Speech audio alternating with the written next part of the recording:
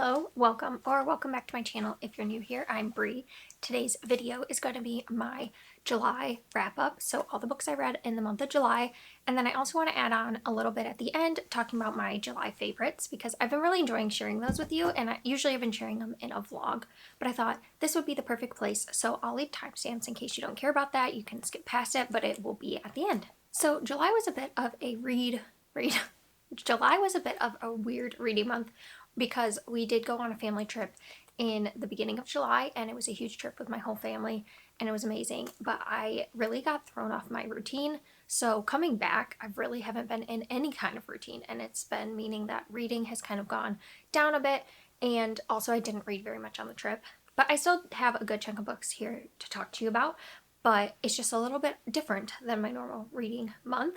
And I want to talk to you first about the ebook I have because I always forget to talk about them. So this is the second in the Sherry Priest Booking Agents series. So it was called Flight Risk, and in this we're following a detective and a psychic, and you follow multiple perspectives, but you're mainly following our main character Lita, and she has a bit of an ability to know things when she touches them and get like memories and stuff from them. So she sometimes helps the police, and she gets hired by this guy to find his missing sister, and she's been missing for a while and the police could never find her. They suspect the husband of foul play, and so she starts to work for him to figure out what's going on. And then the police, he loses his dog in the woods and eventually finds him, and when he finds him, the dog is playing with someone's leg, and that is all they can find. And so he gets wrapped up in the mystery, and the two kind of come together and they begin to work together again. And I thought it was a good, fun mystery. I think I read it like the week before I left for my trip, and it was just something easy to take my mind off of like going on a trip. You didn't need to use your brain too much for it, and I enjoy the characters. It's a cozy mystery, so you get those like aspects of friendships and dynamics like that are fun, and I find Lita and her friends, like the banter between them is really fun. And I also feel like there might be a little bit of a romance between her and the detective, but it's a very like slow burn if it is there, and so I enjoy that as well because it's not so focused on like a romance or anything. It's just them working together, and it's very fun. I would recommend it if you like cozy mysteries or you're just looking for something that's just fun for, not having to think too hard. I had a good time with it. It's only 2 out in the series, so it's also a good cozy to start if you just want something that's not going to be a 13 book series yet. So yeah, I enjoyed it. It wasn't my favorite, but I had a good time. And then I have Dreadful Company by Vivian Shaw. This is the second in, is it called the Dr. Greta Helsing series. So I read the first one earlier this year. It's called Strange Practice, and I enjoyed it. Again, it's like a fun kind of urban fantasy about this doctor who is come down from a line of doctors. She's a Helsing, which is akin to the Helsing. Words are hard. What's the the vampire hunter. They are doctors for creatures, so there are such things as vampires, werewolves, ghouls, any kind of creature you can imagine. And they live in society, but most of society doesn't know they're there.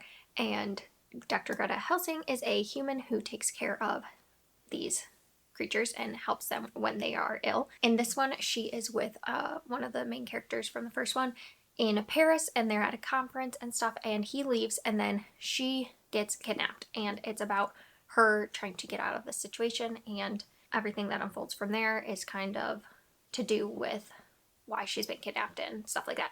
So I thought this one was pretty good. I think I liked Strange Practice a little more from like getting to know the characters and the world a little bit more, and this one, because it was just mostly set in her being kidnapped, there were parts that felt a little slow to me, but I did enjoy it overall. And again, it's just a middle of the road urban fantasy that I pick up to just like not think too hard. And for this month of July, I just needed a lot of reads that I didn't have to use my big brain for. I didn't need to use the big brain for.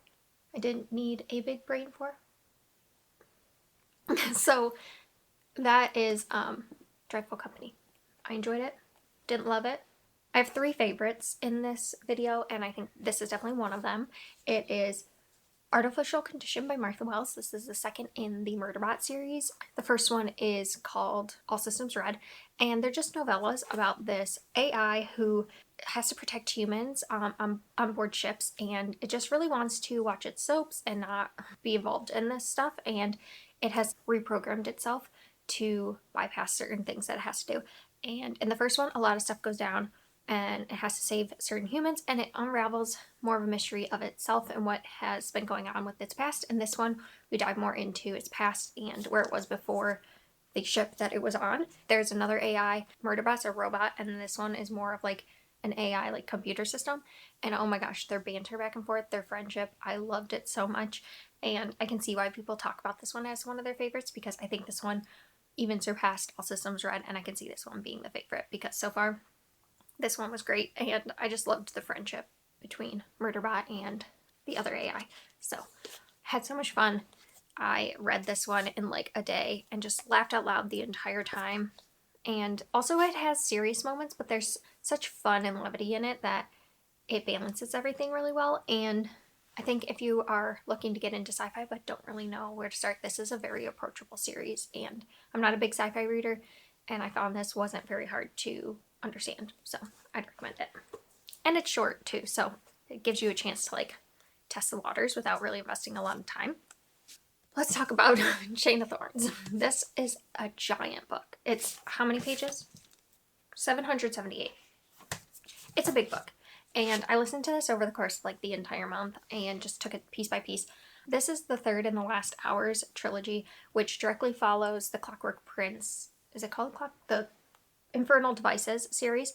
So it's the descendants of the characters in that series. The historical vibes and like the characters felt more real in this one than the Infernal Devices, and the vibes were just like really good with the historical aspects of it, going to balls and just the dresses and things like that. I felt like were way more fleshed out. But this one, I feel like, having read them back to back, I felt like the series, I just could predict so many things that were going to happen. It just felt like it fell into the same tropes as the other ones. And so I found myself really bored in this one and just wanting to get to the conclusion.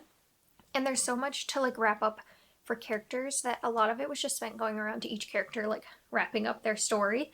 And I just found myself like wanting to be done. I ended up really speeding up the audiobook, which I hardly ever do. I usually listen on like 1.5 speed at the most, and this I was listening to like 2 and 2.5 speed because it just was like, okay, come on, and fight scenes take a long time. So I didn't hate it, because I feel like that's making it sound like I hated it, and I definitely didn't. I had a fine time, and I like the world that Cassandra Clare has made throughout all these series, and I used to love the Mortal Instruments series when I was younger. It's been fun to like reread in this nostalgia and stuff. It's just after reading, I think 3 in a row, if I read this like one year, then the next year it came out and I read it then, and then this one finally came out and I just read it, I think maybe I could have enjoyed it more. But having read them mostly like every month so far, I think that that's what kind of threw me off. I could just see where a lot of things were going. So that's Chain of Thorns. My brain is like short-circuiting today. I don't know what is happening. I've had caffeine, but it just doesn't want to connect things up here. So then we have another novella, and that is Where the Drowned Girls Go by Sean McGuire. I'm slowly making my way to the end of the series. I have one more. Would love to finish it this year so that when the next release comes out, I can just read it. So I got to this one. I was in the mood for like a novella, and these are very comforting, even though they deal with darker topics. I feel like the way Sean McGuire handles a lot of topics, just with so much care and purpose. In this one, we're following Cora, who in her world was a mermaid, and she ended up coming back, and she's in a different book. And there's a big adventure there. There's like some things that happened to her during that book that I don't want to spoil. And so in this book, she's trying to deal with those things. And so she asked to go to a different home. And so she's sent to a different home that is a lot different than Eleanor's home for, I'm trying to do Miss Peregrine's Home for Peculiar Children.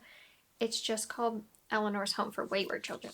So she goes, and this school is a lot darker than she imagined, and there's a lot of weird things going on, and it's about this other school, and you get a glimpse into like more world building and different ways of dealing with things that people have gone through, like how different methods can impact people And so I thought that exploration was really interesting because for the most part we've only seen Eleanor West's home for wayward children and how she thinks about helping these kids, and seeing like a completely opposite point of view was really cool to see. So I really did like this one. I tend to like the ones where they're in a portal more than the ones where they're at a school, but I thought this one was good. I think this one is my favorite in the school series, if you will, like the odd books. I think this one's my favorite. This was I don't think a full 5-star, but it was really high up there. All right, let's talk about a DNF. I DNF'd The House Witch at, I was like that far. And I just couldn't do it anymore. I wanted to love this book so much, and I didn't. And so this is The House Witch by Della Mahawk, and this is like a cozy fantasy about this witch who goes to work at the castle as a cook, and he has to keep his identity as a witch secret because witches used to be hunted, and there's also mages who like practice magic, and they're not looked down upon because they like taught themselves magic, but witches are like kind of taboo. So he wants to keep it a secret, and it's a lot of him helping people in the castle, becoming friends with them. There is like a larger impending war that has stuff to do with the plot, but it's mainly just like him going around talking to people. And there is a cat familiar named Kraken, and the cat is like the best part of the story. So cute. But I think my main reason that I didn't like this book and I had to DNF it is it just is a lot of showing and not telling. A lot of times you're given like literal pages of this scene that happens, and then at the end you're just told what you're supposed to take away from it. We'd go all through this, and then our main character would be like, here's the lesson I wanted to teach you. Like, you got it? And so I'm like, well, what was the point of like that whole scene if you're just going to tell us what you wanted us to get from it? And so I just felt like that was every scene. And a lot of the book is just like the main character trying to teach people lessons to like be better people. Yet I felt like he wasn't making any real like progress in himself. Could be like very mean and judgmental to people, yet like expect so much of other people. And so there was just some things I didn't like. And the humor, it's supposed to be humorous. The humor was just not for me. Like there's a scene where they like all get drunk, all the guys get drunk, and they're playing truth or dare, and they dare one of them to go run naked around the castle, and this old woman just sees them running naked, and it's just her thoughts about seeing his private parts just like waving around. And it's just not my kind of humor, you know? It wasn't for me. I can see people liking this book. I'm just not the audience, and it's over almost 500 pages. If this was 200 pages, I would have probably liked it, and it would have been like a middle of the road, fun, fine time. But the fact that it was 500 pages, I couldn't. I got to page 200, and I was like, is there any point in continuing? And then I tried to push through, and then I couldn't do it. So that's my DNF. I hate having negative books, but sometimes they are out there. So that was this one. I did not enjoy, will not continue. And I'm sorry, because this is not a very well-known book, so I wanted to like it. Okay, we're gonna move on. And we're gonna end on some high notes. So I have The Broken Girls by Simone St. James. Read this at the beginning of the month. I love Simone St. James. Like, everything I've written from her has been a hit. I've had now 3 5-stars and then one that wasn't quite a 5-star. And this one, I'm guessing you can tell, was a 5-star. So in this, we always get like a dual timeline with her, except for her older books. I don't think they did. But this is going from Vermont 1950s to Vermont 2014. And basically in the 1950s, there's a girls' school where a lot of girls who are misunderstood or maybe got into trouble or for various reasons their parents didn't want them, they were orphans, not orphans, but they were like illegitimate children, were sent to this school, and they're kind of just left there by their families, and it's a very strict girls boarding school. And then in 2014 we are following our main character whose sister was killed at the school, not in the 50s but in like I don't know, the 80s, probably 90s. Her sister's death never really sat right with her. Her sister's boyfriend at the time was convicted of killing her, but the sister just really doesn't feel like she's had closure for that. And so it's following her and her kind of reinvestigating what happened to her sister because someone has bought the school that's been shut down for years. She's also a journalist, so she tries to like interview the people who are buying it.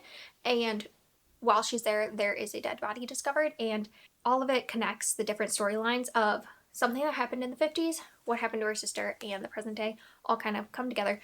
And it's just a really good story. I really like how Simone St. James creates this tension and atmosphere in her books that keeps you wanting to know. She has a way of like hooking you at the end of the chapter to just need to continue another chapter. And I feel like the timing of like switching back and forth is always really well done. I never feel like there's one perspective I want to be in more than the other. I'm always interested in both timelines. I would say if I had to rank her books, it'd probably go The Sundown Motel. That was the creepiest. Then I would say The Broken Girls, and then it would be The Book of Cold Cases, and then The Haunting of Maddie Clare. Her books, I would look up trigger warnings. They're not easy reads by any means. There's a lot of things that happen to people in these books that aren't great. I mean, you're dealing with death. They kind of lean thriller and horror to me. So just know that they're not light reads, but I really love this. This one was so good. I'm so happy I read it because I've been putting it off for a really long time. Just like I'd read a lot last year and I hadn't picked it up, and I think it was perfect to read in this summertime when I'm starting to get in that spooky mood. So it was a great one to pick up. And then the last book, which I think probably qualifies as my favorite book if I'm ranking all of them in this month, and that is Mexican Gothic by Sylvia Moreno Garcia. I have read Velvet Was the Night by Sylvia back in, I said Sylvia like, you know, we're best friends. I read Velvet Was the Night like last year, and I'm just not a huge noir person. That one specifically, the noir mystery of it just kind of didn't hit quite as much as I wanted to, so I wasn't sure about going back into her books. But I had heard, because I liked The Hacienda and I liked What Moves the Dead, that I should read this, and people were not wrong. This is so good. This is a haunted house kind of story. This woman, Noemi, she is sent by her father to go check on her cousin, who has basically been a sister to her whole life because she's lived with them most of her life. And she was married to this man in the countryside, so he sends Noemi to go check on her because they received a letter from her that was very weird, did not make any sense, and made them concerned. So they're trying to handle it delicately because they don't want the family to think that they are intruding on them, because this is the 1950s. So, you know, the man's still like the head of the house and in charge of his wife. So she goes and checks on her, and while she's there, some weird things are happening in the house. Some weird things are happening with the people. And she's just trying to navigate like how to deal with this and get her cousin in the best care possible. They're all very secretive. It's creepy. It's so good. It's such a slow burn gothic horror. I could not recommend it more if you like gothic horror, if you liked The Hacienda, if you liked What Moves the Dead. Definitely those comparisons are true. Pick this up because it was really, really good. I don't know how else to describe it. Like, I felt like I was there in this countryside, like eerie, smoggy, is that the right word? Foggy place. And I read this during my vacation while I was at like an old hotel in an old town with like a lot of history. And, you know, I felt a little creeped out because who knows what was going on in those hotels. Like, there's probably ghosts. Apparently even talking about it is hard, even though I did not have a ghost encounter, but thinking about it I guess is scary. Yeah, so it was a perfect atmospheric read for my trip. I flew through it. I couldn't put it down. I had like 50 pages to go, and I had a flight really early in the morning. Like, we had to be up at like 4 a.m. And I didn't want to stop. I forced myself to, but I didn't want to. And that's a sign of a good book. And I finished it on the plane, and I was just like in a book hangover. I couldn't read anything else.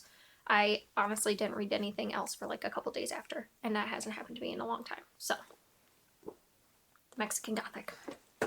So those are all the books I read, and now oh Jesus Christ. And now I want to talk about my favorites. What are my favorites? I didn't even pre-think about this. I should have done that. So a song I've been obsessed with is called Unofferable by Half Moon Run. Been listening to that a lot. And then this one was a TikTok one that went viral, and I've been obsessed with it too. It's Pierre by Ryan Weaver. Those two I've been listening to over and over again, and I listen to it a lot on the plane. Oh, a new thing I've been obsessed with is bubble tea, boba tea. I think it's called both. Obsessed. I found it on the trip. I had always known about it, but I never like really tried it because I just don't know. I just never went. I saw this little place and we went in, and I am obsessed. It was so good. I kept getting like a strawberry green tea combo with like strawberry like popping pearls.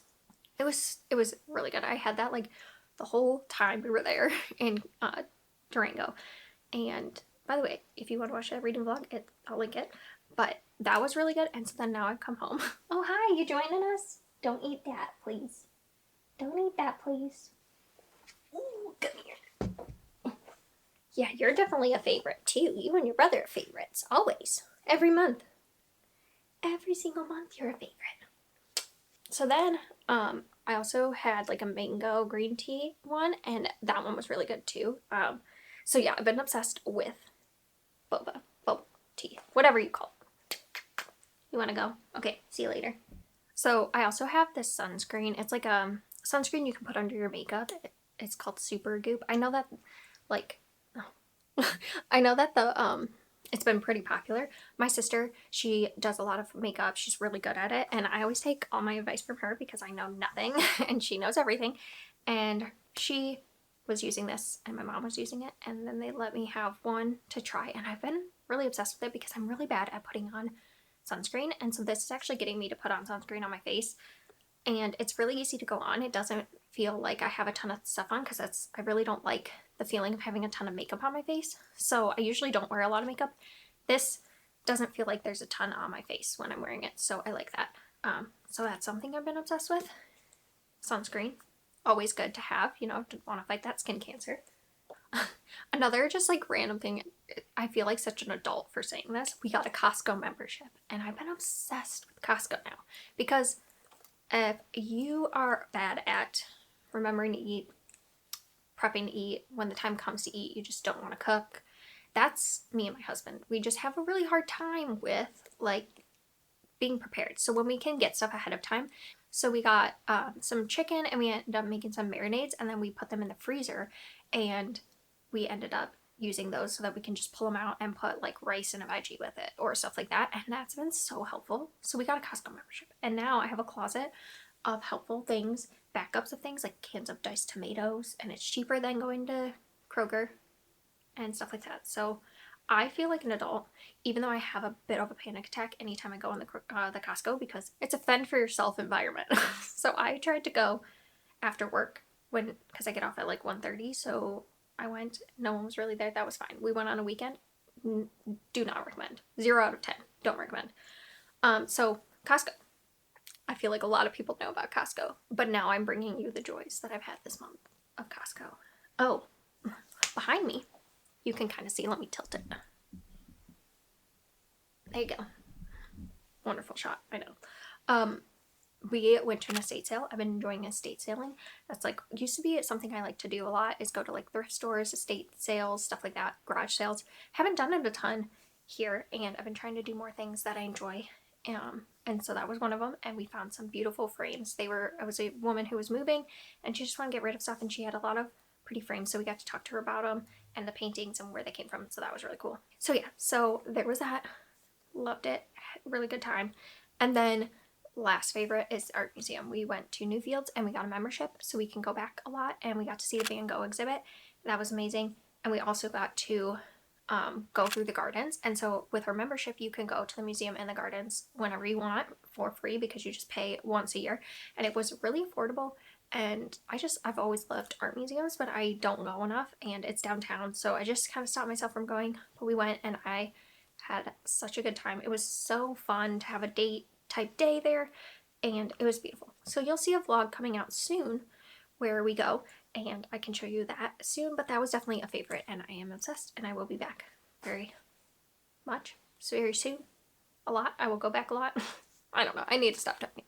Okay, so that's the end of the video. I hope you enjoyed, and if you want to tell me some of your favorites down below. I love to hear about books, but also what you've been up to and what some favorites of your month are. I'd love to hear it, so you can leave it down below. And yeah, thank you for watching, and I will see you next time.